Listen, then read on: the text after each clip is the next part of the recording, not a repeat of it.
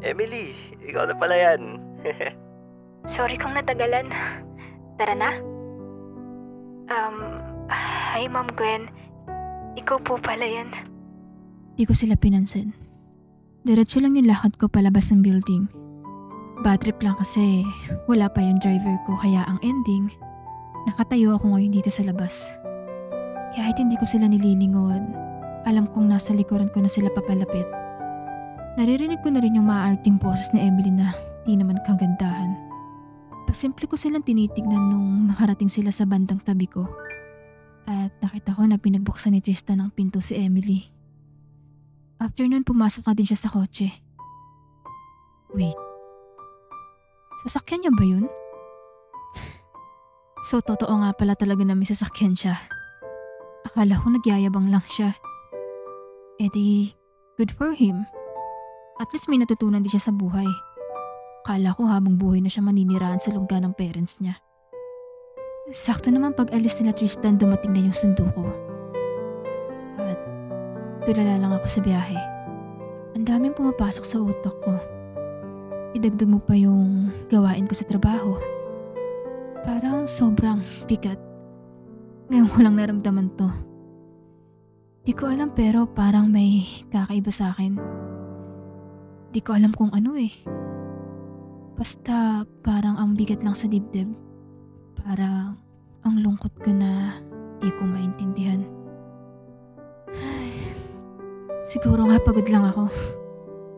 Pagka-uwi ko matutulog na talaga ako.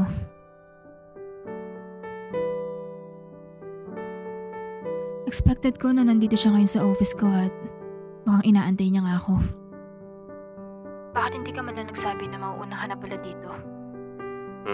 Paano ko naman gagawin yun? Nasa yung number ko, di ba? Nakablock ako sa'yo, di ba? Ay, siya nga mo, Gwen. Oo nga pala. Naka-block number niya sa akin dahil sa kahihiyan na ginawa ko. Wala na ba ibang paraan para masabihan ako? Sige. So susunod, gawin ko na lang po ng paraan, Ma'am Gwen. Umupo ako sa table at binuksan yung laptop ko. Pero nakatingin pa din siya sa akin at mukhang may inaantay. What are you looking at? Wala ba akong gagawin? Kung wala, lalabas na lang muna ako. No, just stay here. Okay. Naupo lang siya habang ako busy sa ginagawa ko. Actually, hindi ako makapag-concentrate sa ginagawa ko dahil sobrang tahimik niya eh. Hindi ba siya marunong makiramdam? Like, hello? Mag-isip-isip ka naman ng topic oh. Next time magdala ka ng laptop mo para ituro ko sa'yo yung mga gagawin mo. Diba dapat company na yung bahala sa ganun? Dalhin mo na lang. Ka na madaming sinasabi. Okay. Bukas ko na lang badalhin. Oo, malamang.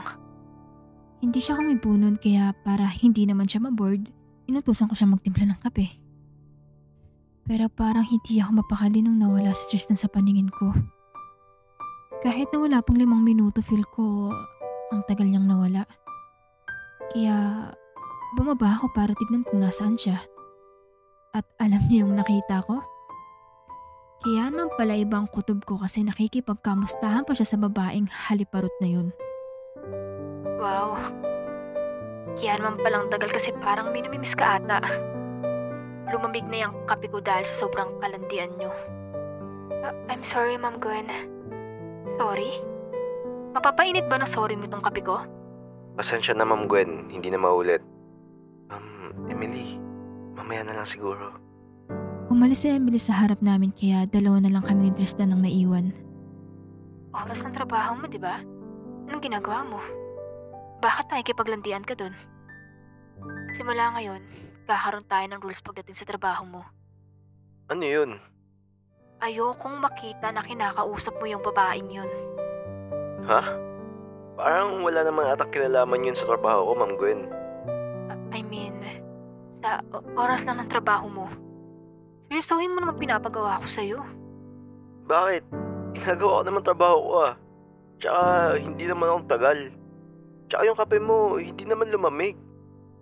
Sadyang, mahinit lang talaga ulo mo. Iinit talaga tong ulo ko pag nakikita ko kayo magkasama. Magkasama? Bakit? Nagsiselos? Manahimik ka. Unang araw mo pa lang sa trabaho mo kaya magseryoso ka. Sige po, Ma'am Gwen.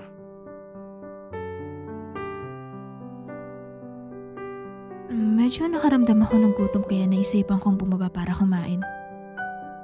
Tara, sumama ka. Sumunod siya sa akin hanggang sa makarating kami ng kantin. Inorderan ko na din ng pagkain si Tristan para naman hindi nakakaya sa kanya. Alangan naman ako kumakain. Tapos siya nanonood sa akin. Maya-maya bigla namang dumating si Olivia at kasama si Sean.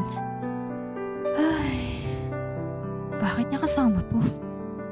Wala naman kaming pinag-usapan ah. Lumapit agad sa akin si Sean para bumeso. Ayoko sanang tanggapin niyo pero nasa harap namin si Tristan. Kaya dapat umakting ako ng tama. Ngumiti ako kay Sean tapos pinaupo ko siya sa tabi ko. Nang tignan ko si Tristan, wala naman akong napansing kakaiba. Parang wala nga lang sa kanya eh. Basta babe, mamaya may date tayo ah. What the? Babe? Ang body naman ng taong to. Mukha pang ewan umakting. Try hard masyado eh.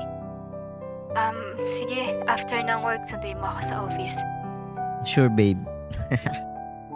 Ewan pero nandidiri ako.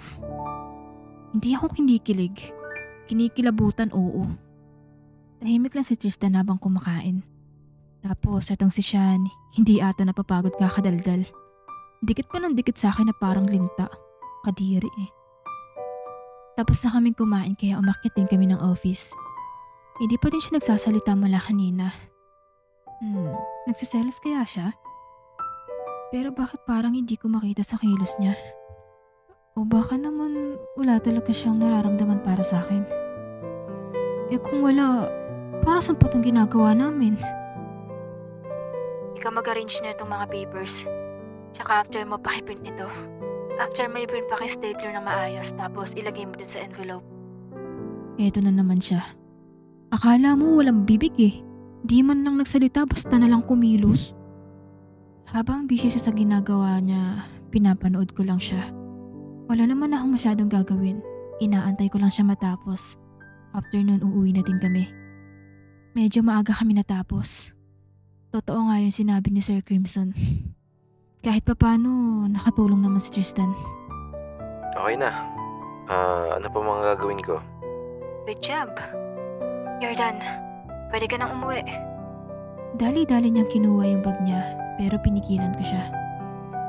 Saglit. Pwede bang magpahatid? Ha? Sorry pero ihatid ko si Emily.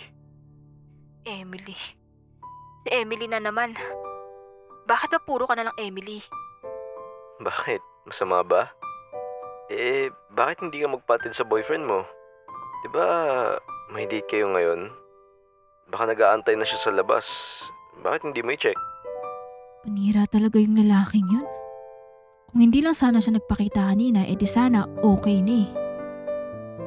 May relasyon ba kayo ni Emily? Masyado na atang personal yan, Ma'am Gwen. Sorry pero hindi ko masasagot yan. Bakit hindi mo masagot? Kasi totoo. Ano ba ang problema mo? Lumayo na nga ako sa'yo lahat-lahat. Hindi na nga kita ginugulo. Hinayaan na nga kita sa mga gusto mo tapos eto ka na naman. Ano bang gusto mong palabasin? Oo na, nagsiselos na ako. Gusto mo ba makita yung next part? Click mo lang yung join sa tabi ng subscribe.